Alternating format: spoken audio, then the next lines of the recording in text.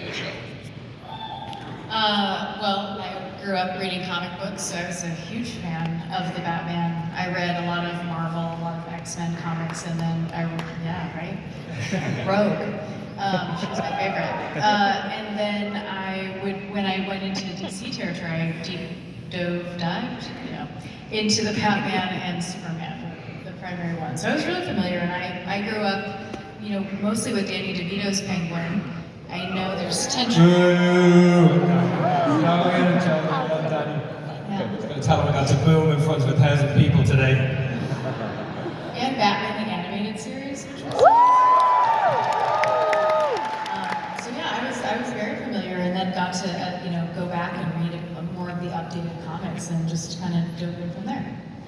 I didn't grow up reading comics, but I grew up watching Burgess Meredith. Yeah, good old Burgess. That's my homie.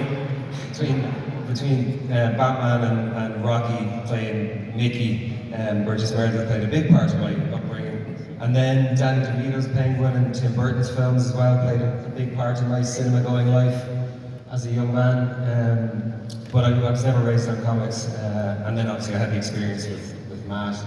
But all the iterations of Gotham through the years, from Batman '66 on through Chris Nolan stuff and Tim Burton stuff, I've always been incredibly immersed in them, and they've always meant a lot to me. So to get to explore this world, first with Matt and then with Lauren and the rest of the cast and crew, and this was just, honestly, it was a dream come true, man. It was, because I'm 48 going on 7 sometimes.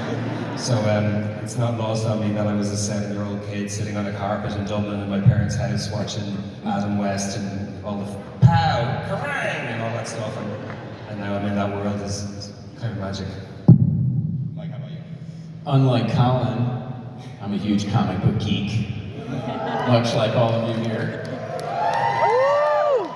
So it's really a dream job to do this, because I got to play and I got to create a look for the Penguin, and I love that character. I mean, obviously all the films and TV shows he's in, but even going back all the way to the earliest comic incarnation of the Penguin. I mean, it's just such a cool character, and I really had the best time designing what he looked like, and I think Colin is so transformative in the role and really brings it to another level. So it's really a dream job. And then Lauren, I mean, considering this was coming out of Matt Reeves' The Batman, how did you get involved with this, and kind of what was your pitch to the executives at Warner Discovery when you had this idea for the Penguin? Sarah Aubrey and Joey Chavez called me at Max just to see if I'd be interested in this world and this universe, and told me that it was, a series based in Matt Reeves' Gotham City, starring Colin Farrell, and I was like, who's that guy? I looked beyond that and really embraced what I could find that was interesting about it. No, but Matt was still editing the movie, and so I just kind of dove in and started to dig deeper into the character based on what I was able to read of the script, which is where I started. And then finally got to see the first 40 minutes of the movie. Matt showed me before other people, which was really exciting, and got to see Colin perform. And then felt very inspired by that, and just started to dig deeper into the psychology of this man, and tried to figure out where he came from, and what makes him tick, and what he's afraid of, and what he really wants, and why he wants it. And then started to break out the world from there of what characters I think should be in that world, and try to, honor what Matt did and honor the comics that came before, and also do our own spin on it. I knew the tone should feel different. Oz is a funny, weird, wild guy, and he's unpredictable, and so I wanted to embrace that feeling in the show. And then Colin and Mike, since you've been working with this character really since The Batman, I mean, what was it like for you seeing this character transition from film to television? Has the character evolved, in your opinion, from the time in The Batman to now in the show? Yeah, for sure. I was asked before, did I find it easier, because we got to start the show from a place of already having played the character, of course, which is a fair enough question. But in the film, I had 5 scenes, and they were all very light, and Oz's purpose in the film was kind of to be a bit of a diversion, a bit of a red herring, to offer a bit of comic relief.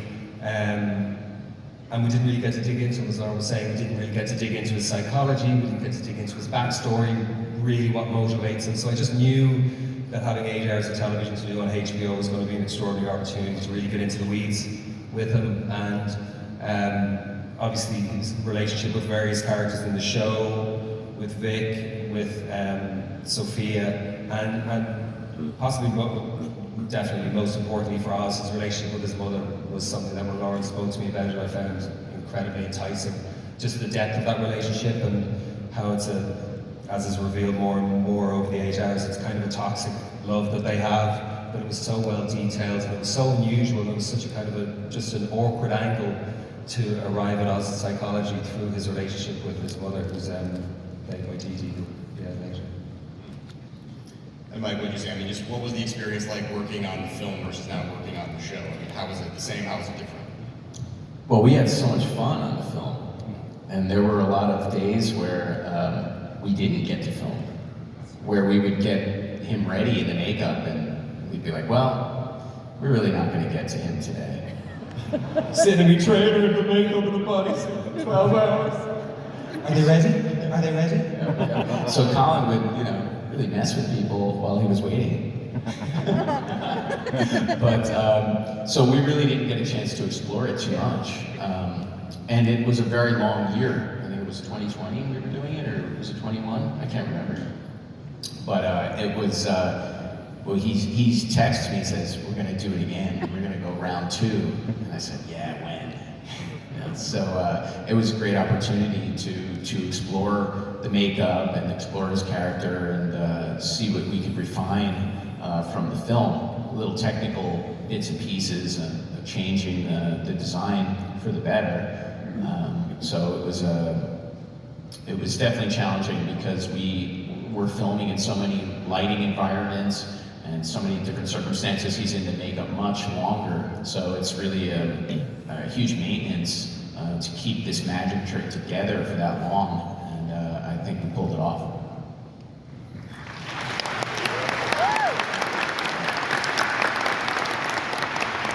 And then, Colin, the word transformative has already been used once today. I mean, Clancy Brown was joking backstage. He saw you walking around. He said, "Who's this guy? I've never met this guy before." So, I mean, when you're wearing, just, the face, the whole suit, everything, I mean, how much did that impact your full performance? I mean, did you enjoy it? Did you enjoy it? Was it a little tricky by the end? Like, what was it like for you with just all that stuff on all the time? No, as I say, I really loved it until I didn't. No, I loved the whole thing because I just remained very aware of what a dream I was living through, bringing this character to life and having 6 months. We shot for 3 months and then there was a couple of strikes, as you know, in the industry, which were brutal on people and on the crews, which is terrible. So we were stood down for 6 months and then we came back for 3. To be honest, man, it was so much of the work I really did feel was done for me, and I felt, I've said it before, I felt that Mike designed the most beautiful marionette. Like, he designed the most extraordinary detailed puppet that had a sense of history and place and had a sense of sorrow and a sense of violence. And when I saw the design for the first time, I wasn't privy to it because it wasn't supposed to be that way. There was maybe going to be a bit of a nose prosthetic or something, but I was going to be more a version of me when I was hired. Matt wasn't hiring me and thinking of then burying me. That wasn't part of the plan. But then he had a conversation with this dude and he was like, oh yeah, I got it. And so the first time I saw it was the first time that the actual character in my own imagination came alive before we started doing the film. And yeah, I did work. I did a couple of months before the Batman film with Jessica Drake, who's a dialect coach. And I spent enough hours walking around my living room, my kitchen, trying to figure out the walk. So by the time we did the first makeup test in Los Angeles, it was all there. The makeup went on, the voice came out, the walk was there, and it all just came alive.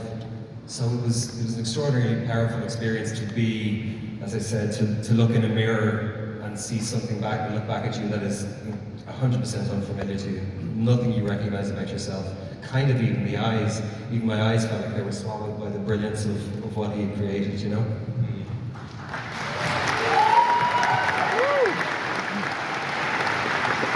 And so, for those of you who don't know, Mike Marino here has got an absolutely insane resume and just incredible stuff you've worked on. So I'm just really curious, what first drew you into doing this kind of work? Well, the first film I ever saw was The Elephant Man. I don't know if you've seen that film with David Lynch, which is actually a very beautiful film, and it had extensive makeup in it. But I did not know it was makeup. And later on in life, I discovered that it was makeup, and that someone sculpted this. Artist named Chris Tucker in England had done an amazing makeup job for that film, and this is 1980. So that really stuck in my mind as the formation of someone's image and how people are perceived.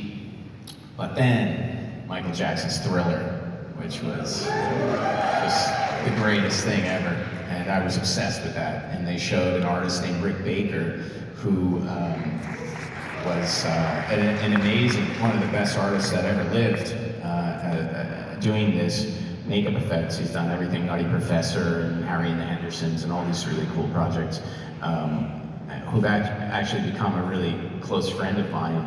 And in fact, Rick Baker had said about the Penguin, he said, "This is like the best makeup ever done." And it's just amazing to hear that from that person. He really loves the show. So it kind of came full circle.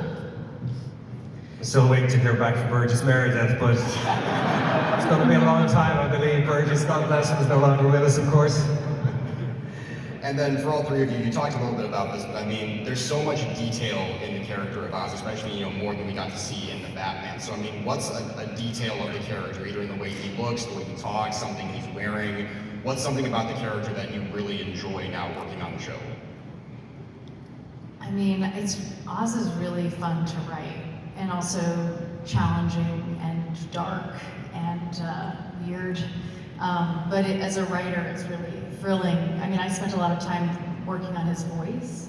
When I was writing the first episode, I was just by myself, so I would take long walks, making sure I could get his humor right, or what I thought he would think is funny, and how also cutting and terrible he could be. And in that way, it was very freeing and interesting for me as a writer. It was very different than the way I live my life, living as Oz on the page. And so that took a lot of time, but I don't know, I love the details of Oz. I think it's very important for me anyway that every script and every scene has strange little moments that maybe aren't the driving force of the scene, but that are either, undercutting humor or a little detail or a little look or things like that.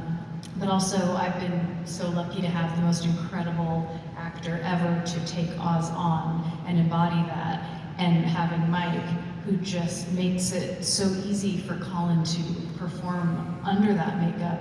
Oz is his own man. I feel like he's his own person, which is so strange. But our incredible cast, I think, honestly, all of it has been a joy for me.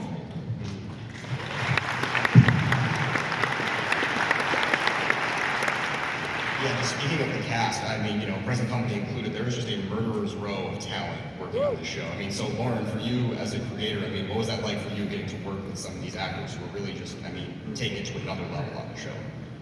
I mean, it makes every writer look great, so they're amazing, they're so talented. I think, honestly, the best part is they're all the kindest, most genuine, lovely people, and it was a lot of fun despite some of the content that we made being very violent or twisted or dark. But honestly, you can't ask for a better cast. Truly, Cindy Tolan and Suzanne Ryan were casting directors, and they found so many of these folks who aren't with us on stage yet. And I watch them and see these characters come to life, and it's the most thrilling, amazing thing. And the fact that truly we all enjoy each other, and everyone is so gracious with who they are and what they offer each other is just so nice to see, and isn't always the case, but our whole crew, just the environment on set, even though it was cold, it's a hard show to make. We had a really challenging schedule. We had 2 strikes, as Colin said. Everyone really banded it together and made it something so incredibly special, and I hope you all are feeling that on screen.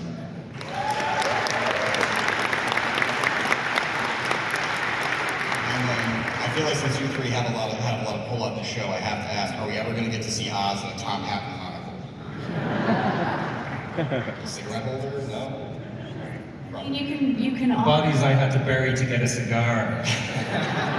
not here, but I know, you were on site. We weren't prohibited by our PG-13 with the film rating. Sure. We're on streaming, so you know, a lot of f-bombs, a lot of cigars, a lot of blood.